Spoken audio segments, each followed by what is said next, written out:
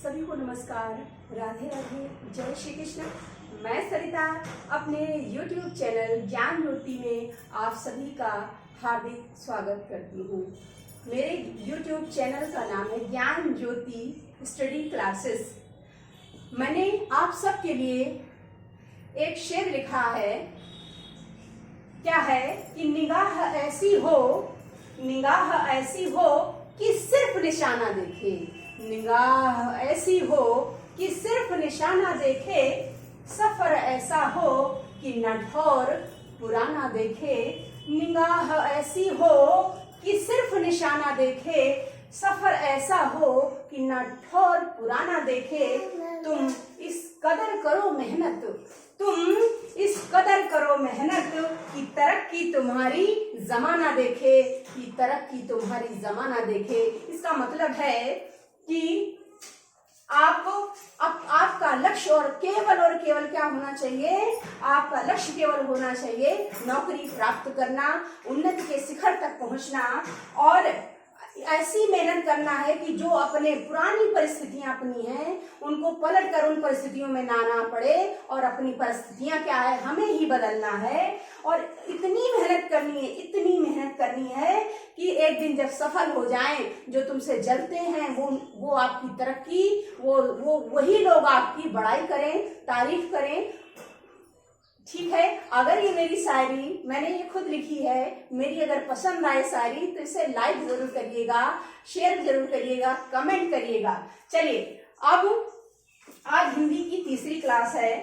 हिंदी की तीसरी क्लास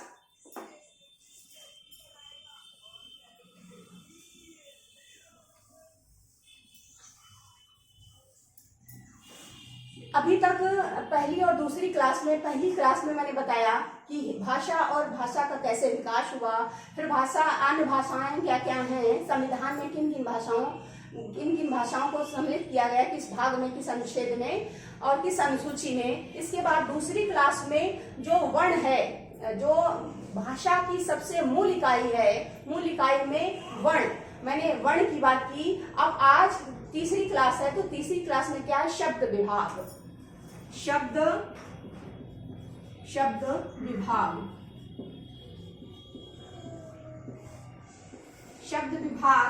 शब्द विभाग का डिवीजन करेंगे तो इसमें पहला है अर्थ के आधार पर।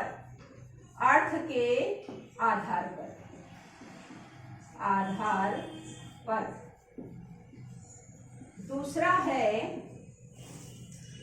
है रचना के आधार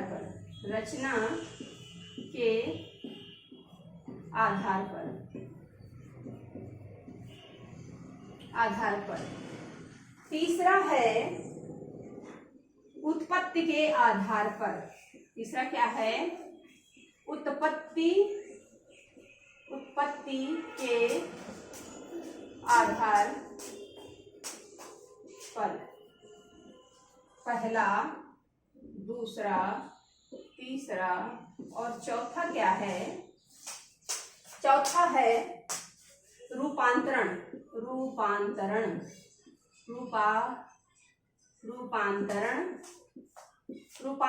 के आधार पर। क्या है कि शब्द की रचना हुई तो किस किस तरीके से रचना हुई? पहली हुई कि अर्थ के आधार पर, शब्द कौन कौन से हैं। फिर दूसरा हुआ रचना के आधार पर, कि रचना की दृष्टि से कैसे शब्द का निर्माण हुआ। फिर इसके बाद उत्पत्ति के आधार पर शब्द का विभाजन किया गया, और रूपांतरण के आधार पर। अब पहला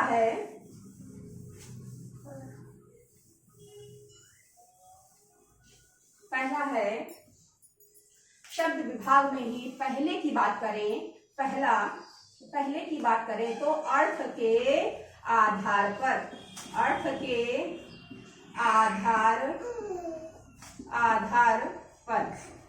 तो अर्थ के आधार पर तो क्या हुआ? इसका भी डिवीजन हुआ। तो अर्थ के आधार पर क्या हुआ कि इसमें आया सार्थक शब्द और दूसरा हुआ निरर्थक शब्द, निरर्थक शब्द। ठीक, अब सार्थक, जो सार्थक शब्द होते हैं और जो निरर्थक शब्द होते हैं वो कौन कौन से होते हैं, चलिए मैं आपको बताती हूँ। सार्थक शब्द की क्या परिभाषा है, तो सार्थक, अब इसमें ए कर दें, सार्थक, सार्थक शब्द, सार्थक शब्द उन शब्दों को कहा जाता है जिनका कोई अर्थ निकले, अर्थात अर्थात पानी, पानी, कलम,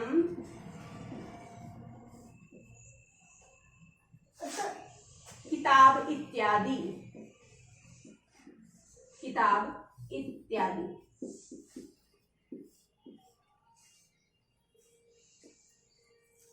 क्या है, अर्थ के आधार पर दो डिवीजन हुए, सार्थक शब्द, निरर्थक शब्द। फिर सार्थक शब्द की बात करें तो ऐसे शब्द जिनका की कोई अर्थ निकले सार्थक शब्द कहलाते हैं। सार्थक शब्द में इसका कोई अर्थ निकल रहा है, पानी, पानी हम बोलते हैं तो पानी, क्या है, पानी कोई अर्थ निकल रहा है। कलम, कलम का कोई अर्थ निकल रहा है। किताब का कोई अर्थ निकल रहा है। जैसे फिर इसके बाद बी, निरर्थक शब्द, निरर्थक शब्द। निरर्थक शब्द की बात करें तो ऐसे शब्द, ऐसे शब्द जिनका कोई मतलब नहीं निकलता उनको निरर्थक शब्द कहते हैं। निरर्थक शब्द जैसे हम बोलते हैं पानी वानी, खाना वाना, रोटी झोटी,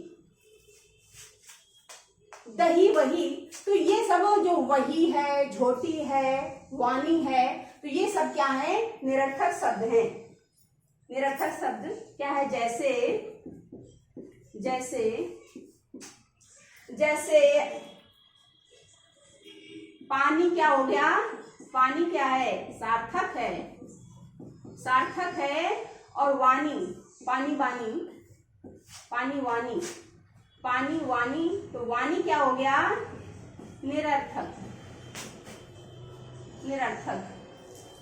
फिर इसके बाद जैसे रोटी, रोटी झोटी, झोटी, तो ये क्या है, रोटी तो सार्थक है, रोटी जो शब्द है वो सार्थक है, झोटी है क्या है, निरर्थक। मेरा केवल समझाने का आपको प्रयत्न था ताकि आपको समझ आए, एग्जाम आए तो आप इन चीजों, ये चीजें अगर आपके दिमाग में एकदम छप जाएंगी, तो अगर आप कॉन्सेप्ट को समझ जाएंगे तो मेरा वादा है कि आपको कुछ चीज रटने की आवश्यकता नहीं पड़ेगी। तो मेरे साथ कॉन्सेप्ट को क्लियर करते चलिए और ये चीजें आपको बिल्कुल समझ में आएंगी।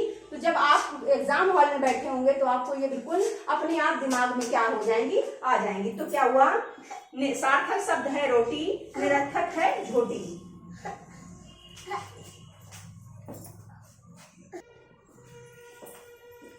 अब इसके बाद दूसरा हुआ, दूसरा इसका विभाग हुआ। पहला क्या था, अर्थ के आधार पर, अर्थ के आधार पर, आधार पर इसका मैंने डिवीजन करके इसको आपको समझा दिया। अब दूसरा क्या है, रचना के आधार पर, रचना के आधार, आधार पर। तीसरा क्या है, तीसरा है उत्पत्ति के आधार पर, उत्पत्ति के आधार पर, आधार पर। और चौथा क्या है, रूपांतरण, रूपांतरण, तो रूपांतरण के आधार पर। ठीक है, तो पहला आपको बता दिया, पहला, दूसरा, तीसरा और ये चौथा। तो पहला हमने बता दिया। अब दूसरा है, दूसरा क्या है, रचना के आधार पर। तो क्या है, रचना के आधार पर, रचना के आधार पर। तो इसमें क्या है, इसके 3 डिवीजन किए गए, इसमें 3 डिवीजन किए गए। रूढ़ शब्द, रूढ़ शब्द, देखो 90 हर्ट। रूढ़ शब्द, इसके बाद यौगिक शब्द, यौगिक शब्द और योग रूढ़, योग रूढ़। इसमें क्या है, इसमें क्या है, रूढ़ शब्द क्या है? तो अब रूढ़ शब्द ए, बी और सी। इसमें क्या है, रूढ़ शब्द किन्हें कहते हैं? रूढ़ शब्द, रूढ़ शब्द किसे कहते हैं? तो क्या है,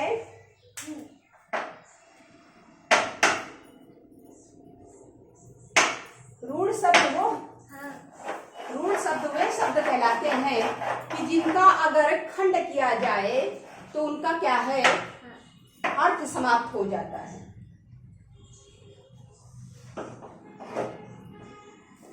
यानी कि जिनका खंड यानी जिनका विभाजन कर दिया जाए तो उनका क्या है, अर्थ समाप्त हो जाता है। और वो परंपरा से बोलचाल की भाषा में क्या है, लगातार वैसे ही बोले जा रहे हैं, वो शब्द क्या है, रूढ़ शब्द हैं। यानी रूढ़ हो गया है, वो परंपरा से ऐसे ही बोले जा रहे हैं, बोले जा रहे हैं। तो क्या है कि जिनका जिनका विभाजन करने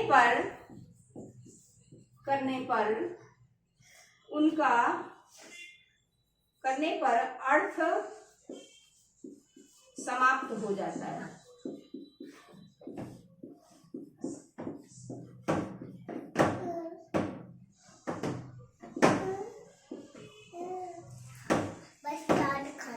जैसे जैसे रात, जल, कमल। अब अगर रात का विभाजन कर देंगे, रात और ता अलग अलग हो जाए तो रा का कोई मतलब नहीं और ता का कोई मतलब नहीं, इनका क्या है, कुछ अर्थ नहीं निकलेगा। जैसे जल का विभाजन कर दिया जाए तो जा अलग हो जाएगा, ला अलग हो जाएगा, तो इसका कोई अर्थ ही नहीं बनेगा और कोई शब्द ही नहीं। कोई जब दोनों का विभाजन कर दिया जाएगा तो कोई अर्थ नहीं निकलेगा और दोनों अलग अलग हो जाएंगे तो दोनों का अस्तित्व समाप्त हो जाएगा।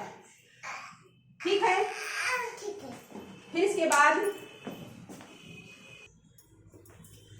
तो अब ये क्या हुआ कि रूढ़ शब्द क्या है, वे शब्द जिनके खंड कर देने पर क्या हो, अर्थ समाप्त हो जाता है। जैसे जल, जैसे कमल, जैसे कि रात।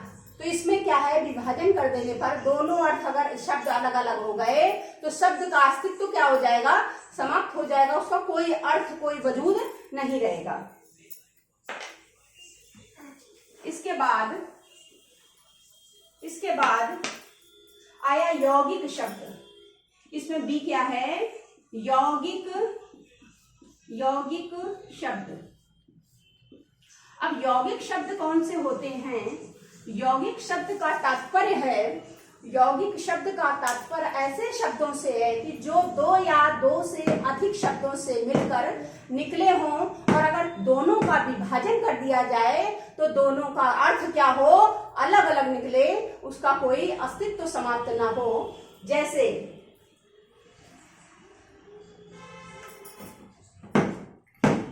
जैसे अगर हम बात करें विद्यालय, गंगा जल, इसके बाद गणनायक नहीं, चलो गणनायक कर दो, रेलगाड़ी, चलो गणनायक भी कर देते हैं, गणनायक। तो अब परिभाषा से ही देखें कि दो या दो से दो, यानी दो, ये शब्द है, एक ये है, एक ये है और एक ये है, एक ये है, एक ये है, एक ये।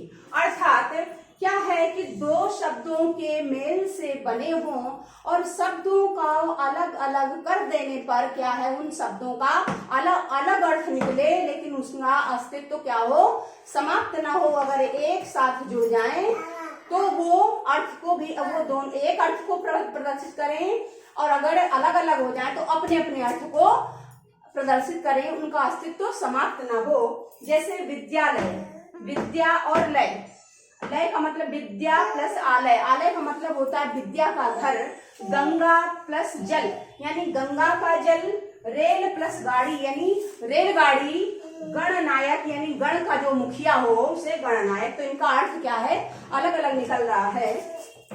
इसके बाद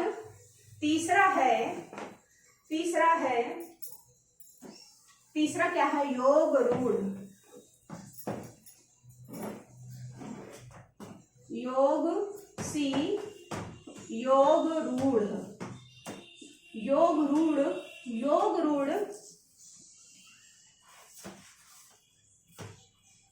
रूढ़, वे शब्द कहलाते हैं, योग रूढ़ का मतलब है वे शब्द कहलाते हैं कि जिनका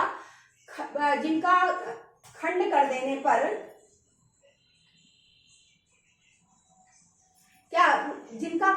देने पर क्या उनका सार्थक अर्थ निकले, लेकिन क्या है कि जो निकलने वाला जो अर्थ है वो क्या है, उन सार्थक अर्थ से क्या हो, भिन्न हो। जैसे उनका ही क्या हो, उनके लिए ही एक विशेष के लिए वो अर्थ बना हो। क्या मतलब कि ऐसे शब्द जिनका विभाजन किया जाए तो अपने भिन्न भिन्न अर्थों को प्रदर्शित तो करते हैं, अपने अपने अर्थ को प्रदर्शित करते हैं, लेकिन जुड़ने पर वो एक विशेष अर्थ को देने वाले हो, यानी एक विशेष अर्थ जिनके लिए ही वो शब्द एक विशेष के लिए वो शब्द बना हो। जैसे तात्पर्य है चंद्रशेखर, यानी कि वे शब्द जिनका विभाजन करने पर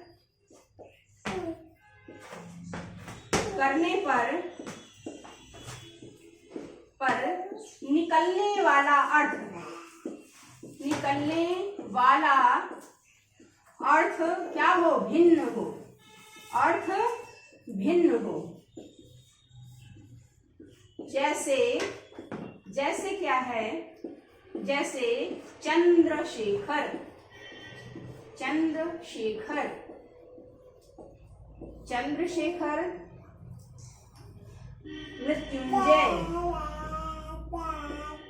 मृत्युंजय, गिरधारी। क्या मतलब, मृत्युंजय, गिरधारी, घनश्याम। अब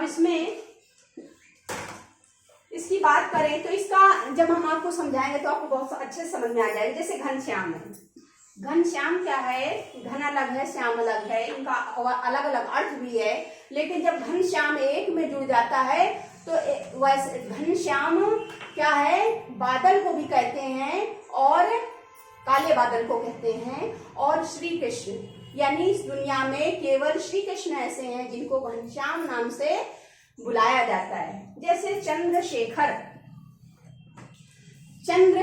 यानी जिसके सिर पर क्या हो, चंद्रमा विराजमान हो, ऐसे केवल एक हैं, और वो कौन है, भगवान शिव। जैसे मृत्युंजय जिसने मृत्यु को जीत लिया हो, या फिर गिरधारी। अब गिरधारी रावण ने भी तो उसको कैलाश पर्वत को उठाया था, लेकिन रावण को गिरधारी नहीं बोला जाता।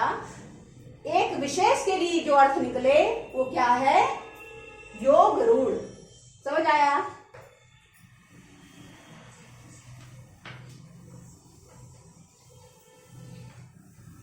अब इसके बाद प्रश्न अर्थ के आधार पर हो गया आपका, अर्थ के आधार पर हो गया, रचना के आधार पर। अब उत्पत्ति के आधार पर, तो उत्पत्ति के आधार पर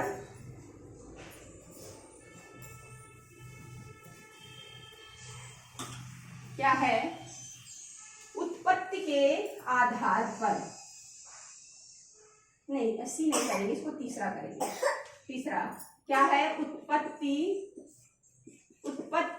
के आधार पर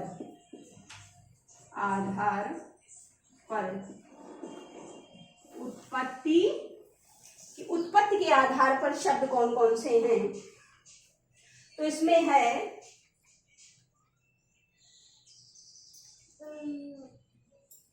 है आप अगर इसमें डिवीजन करें, यहां से कर लीजिए, उत्पत्ति के आधार पर तद्भव, तत्सम, फिर इसके बाद देशज, और इसके बाद विदेशज। अब इसमें क्या है कि उत्पत्ति के आधार पर जो शब्द हैं उनमें क्या है, ये तीसरा भाग है, शब्द विभाग का तीसरा भाग उसमें है उत्पत्ति के आधार पर। तो उत्पत्ति के आधार पर हुआ तद्भव, तत्सम, देशज और विदेशज। अब तद्भव की बात करें तो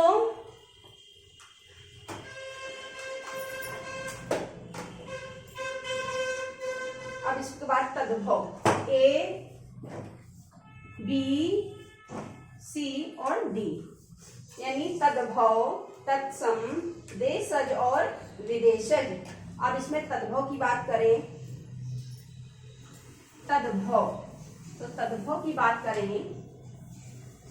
तद्भव का अगर डिवीजन करें तो तत् प्लस भव। तो तत् माने उस या उसके, उस ऑब्लिक उसके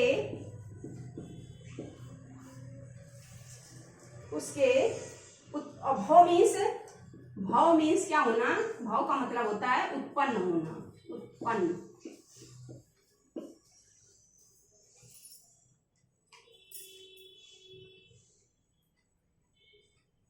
अर्थात वे शब्द, तो इसकी परिभाषा बनेगी वे शब्द जिनकी उत्पत्ति संस्कृत से हुई है। चूंकि क्या है, हिंदी की जननी क्या है? संस्कृत है, और संस्कृत में जो भाषा है वो क्लिष्ट है, शुद्ध है। तो उसको क्या है, उसका जब रूप थोड़ा सा बिगड़ा यानी सरल हुआ तो प्राकृत बना। प्राकृत से क्या है, पाली से फिर क्या है हिंदी। इस तरह से शब्द सरल होते तो उसमें क्या है कि धीरे धीरे उसको बोलचाल की भाषा में उसका स्वरूप क्या है, थोड़ा सा क्या हुआ, बिगड़ गया। यानी इसको अगर हम तद्भव की बात करें तो क्या है, ये थोड़ा सा क्या है, बिगड़ा हुआ रूप है, बिगड़ा रूप है, बिगड़ा रूप। तो जैसे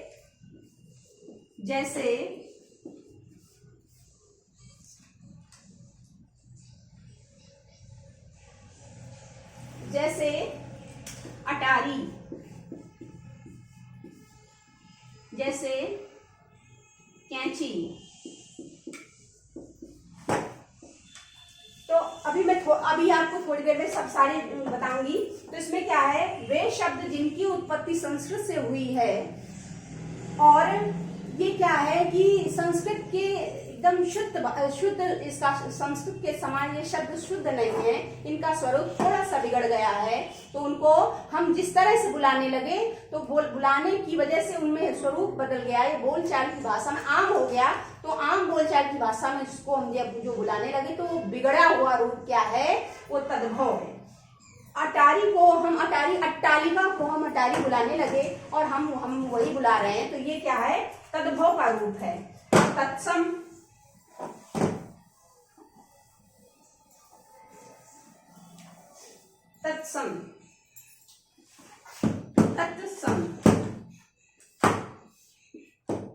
तत्व प्लस सम, यानी कि तत्व माने उस, सम माने समान। यानी क्या है, जो संस्कृत के समान, वे शब्द वे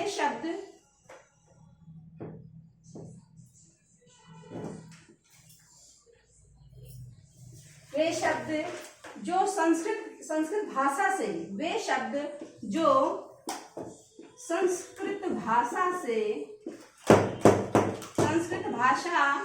से क्या है, हूबहू क्या है, हूबहू क्या कर लिए गए हों, अडॉप्ट कर लिए गए हों या ले लिए गए हों। तो क्या संस्कृत से हूबहू ले लिए गए हूं। क्या है, तत्सम क्या है, तत् प्लस सम, यानी उसके समान, किसके समान, संस्कृत के समान। तो वे शब्द जो संस्कृत भाषा से क्या है, हूबहू ले लिए गए हैं, वो क्या कहलाते हैं, तत्सम। अब तत्सम और तद्भव मैं आपको थोड़े से बता देती हूँ। जिस कैंडिडेट को, जिस स्टूडेंट को मेरे इसका नोट्स चाहिए तद्भव तत्सम की, वो मुझे कमेंट करें, उनको इस सब का पीडीएफ उपलब्ध किया, पीडीएफ जो फाइल है, पीडीएफ के माध्यम से नोट्स उपलब्ध करा दिए जाएंगे। तो कुछ मैं सारे नहीं बताऊंगी क्योंकि इतना समय नहीं है, लेकिन कुछ मैं दो चार थोड़े से मैं बता देती हूँ। तो क्या है, तद्भव और क्या है, तत्सम। तद्भव और तत्सम, तो इसमें अचरज,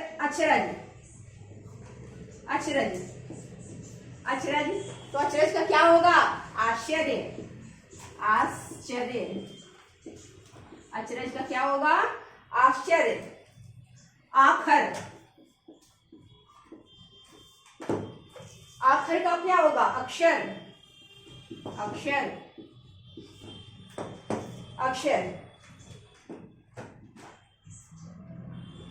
इसके बाद अम्लिका, क्या है, अम्लिका का मतलब होता है, क्या होता है, इमली। अम्लिका का मतलब होता है इमली। और आंवला की बात करें, उल्टा हो गया, यहाँ क्या है, अम्लिका क्या हो गया, इधर आ गया, इमली इधर होगा, इमली, और यहाँ होगा आमलक, इमली, और इधर होगा इमलिका, अम्लिका होगा, अम्लिका, और इस इधर होगा आंवला, और इसे होगा आमलक।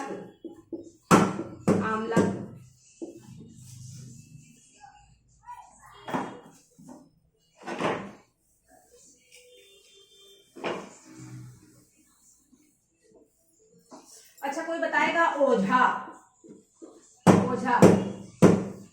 ओझा बोलते हैं, किसको बोलते हैं, ओझा बोलते हैं उपाध्याय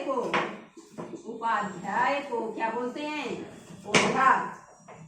फिर इसके बाद कंगन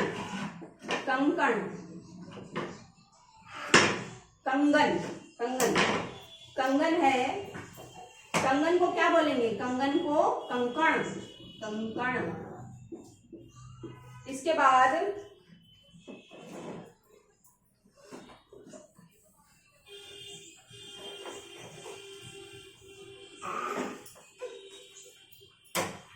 कचहरी। तो इस कचहरी को क्या बोलेंगे, कृत्यगृह।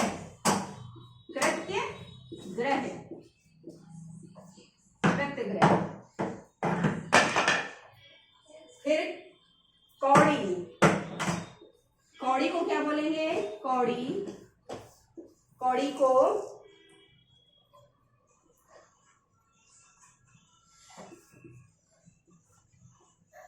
बोलेंगे कपर्दिका। मीन्स कौड़ी होता है।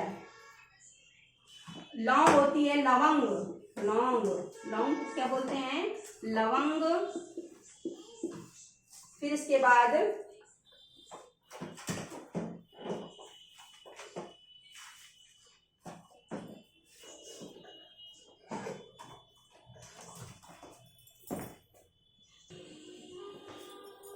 ये हो गया। इसके बाद अच्छा आप बताएं, गंवार कहते हैं बड़ा गंवार है, तू तो बड़ा गंवार है, तो गंवार का क्या मतलब होता है? गंवार, गंवार का मतलब क्या होता है? तू तो बड़ा गंवार है, इसका मतलब होता है ग्रामीण, ग्रामीण, ग्रामीण। तो आप किसी को कोई गंवार बोले तो उसको बुरा नहीं मानना चाहिए। तुम भाग्यशाली हो कि तुम्हारी पृष्ठभूमि क्या है, गांव से है। इसके बाद गांठ, गांठ, गांठ का होता है ग्रंथि, ग्रंथि। इसके बाद गेहूं, गेहूं, गेहूं का होता है गोधूम, गोधूम, गोधूम। फिर घोड़ा, घोड़ा, घोड़ा का होता है घोटक, घोटक। इसके बाद चना, चना, चना का होता है चणक, चणक, चणक, चणक, चणक। फिर इसके बाद चणक के बाद पकवान, पकवान, पकवान, पकवान का, पकवान का होता है, पकवान का क्या होगा? पकवान, पकवान, पकवान का क्या होगा? पकवान। और पलंग, पलंग, पलंग, पलंग का क्या होगा? पर्यंक, पर्यंक। ठीक। इसके बाद अगर आप बात करें तो बूटी, बूटी, बूटी का मृत्तिका, मृत्तिका। भौं, भौं का क्या होगा? भ्रू, भ्रू। इसके बाद रस्सी, रस्सी का क्या होगा? रश्मि। इसके बाद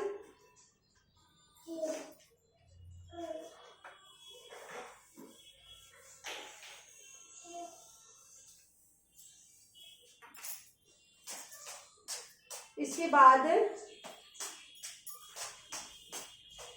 सुई का क्या होगा? सुई, सुई का क्या होता है? सूचिका, सूचिका, सूचिका। इसके बाद अगर हल्दी की बात करें, हल्दी, हल्दी, तो उस हल्दी को क्या कहते हैं? हरिद्रा, हरिद्रा। फिर इसके बाद कपड़ा, कपड़ा को कहते हैं करपट, करपट। फिर इसके बाद पत्ता, पत्ता को क्या बोलते हैं? पत्र, पत्र। हाथ को, हाथ को हस्त,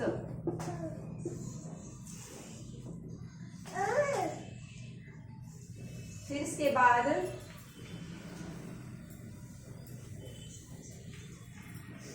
कोख को, कोख, कोख को बोलते हैं कुच्छी। अगर मैं लास्ट में क्या है, लास्ट में रिवीजन कराऊंगी, तब एक तरफ से जितने इम्पोर्टेंट क्या है आपके तद्भव तत्सम है, चूंकि इतनी अगर ये क्लास इसमें अगर सारे का डिटेल देंगे तो बहुत सारा हो जाएगा।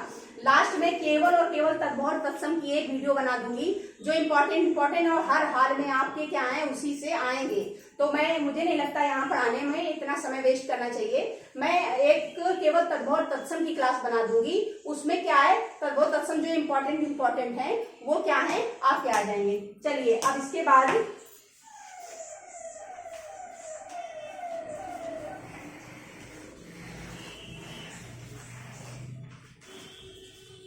क्या है नंबर 4,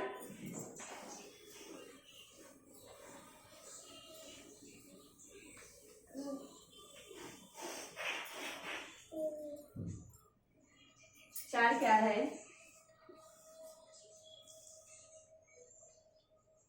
चार क्या है? अच्छा उसमें एक चीज और, उसमें विकारी अविकारी शब्द छूट गए थे। तो विकारी अविकारी नंबर 5 पे आएगा। नंबर 5 पे क्या होगा? विकारी शब्द, विकारी, विकारी और अविकारी। अविकारी, ये दो तरह के शब्द छूट गए हैं, तो उसमें ऐड कर लीजिएगा, मैं बताना भूल गई हूँ। अब इसके बाद तो नंबर 4 क्या है, मैं उनको डिटेल में पढ़ा दूंगी। नंबर 4 क्या है? देशज। ये तो उत्पत्ति के आधार पर था। फिर इसके बाद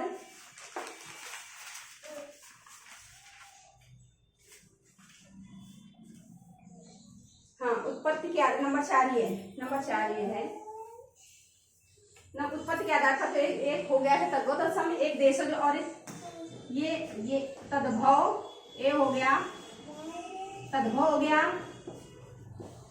इसके बाद बी तत्सम, तत्सम, सी हो गया देशज, और डी है विदेशज, विदेशज, जिसमें कि हमने आपको तद्भव बता दिया, तत्सम बता दिया। अब देशज और विदेशज की बारी है। तो देशज आपको बता रहे हैं कि देशज क्या है।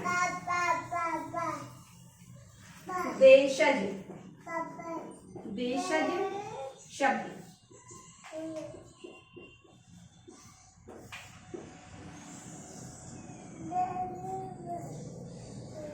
अर्थात देशज, देशज नाम से ही लग रहा है कि जिन शब्दों की उत्पत्ति अपने ही देश में हुई है वे शब्द देशज शब्द कहलाते हैं। हम आम बोलचाल की भाषा में उनका प्रयोग करते हैं, जैसे ऊट पटांग है, लुटिया है, या फिर चाट है, फिर इसके बाद है लूंगी है, परवल है, केला है। तो ये शब्द क्या है? ये हमारे कैसे हैं? वे कैसे हैं? ये देशज शब्द हैं। वे शब्द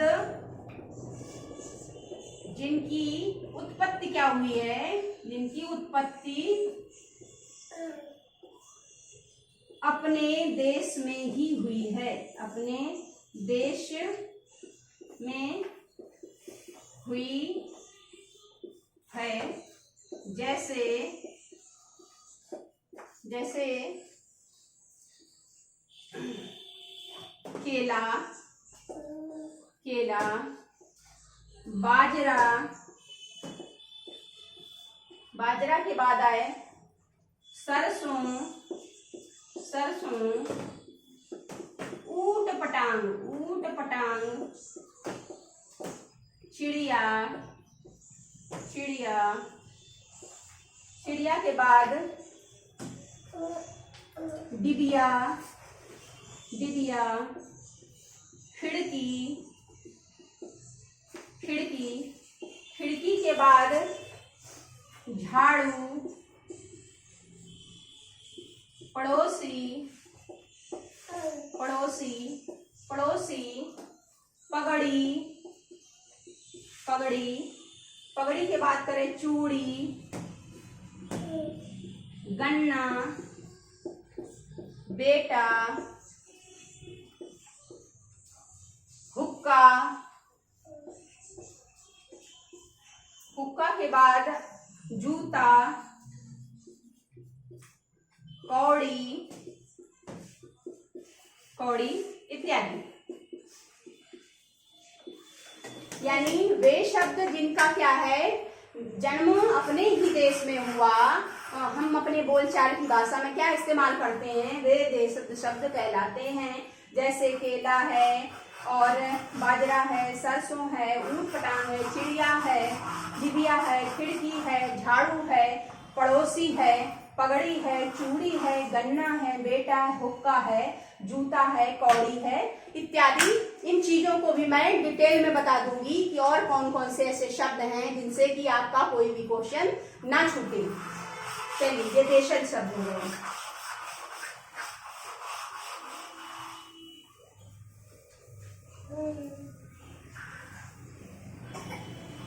अब देशज शब्द के बाद आते हैं विदेशज, विदेशज, विदेशज शब्द।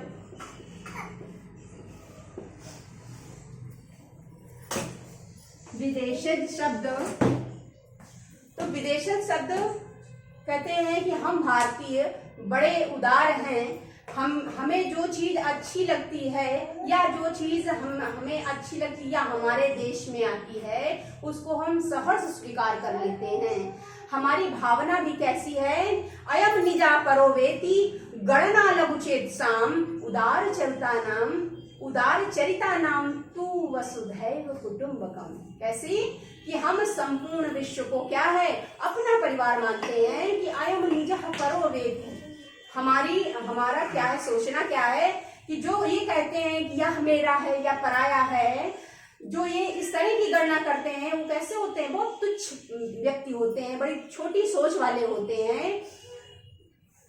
कहते उदार चरिता नाम तू वसुधैव कुटुंबकम, अर्थात कि उदार हृदय वाले जो लोग होते हैं उनके लिए संपूर्ण पृथ्वी क्या है, हमारा परिवार है। तो जो जिस देश के विचार ऐसे हों, जिस देश की भावनाएं ऐसी हों कि संपूर्ण पृथ्वी हमारा परिवार, तो हम ये कैसे सोच सकते हैं कि हम किसी का बुरा सोचेंगे। हम तो यही कहते हैं कि सर्वे भवन्तु सुखिनः सर्वे सन्तु निरामया सर्वे भद्राणि पश्यन्तु मां कश्चित् दुख भाग भवेत्। अर्थात सभी स्वस्थ हों, सर्वे भवन्तु सुखिनः यानी सभी सुखी हों, सर्वे सन्तु निरामया सभी निरोगी हों, सर्वे भवन्तु सुखिनः सर्वे सन्तु निरामया सर्वे भद्राणि पश्यन्तु, अर्थात सभी कल्याण को देखें।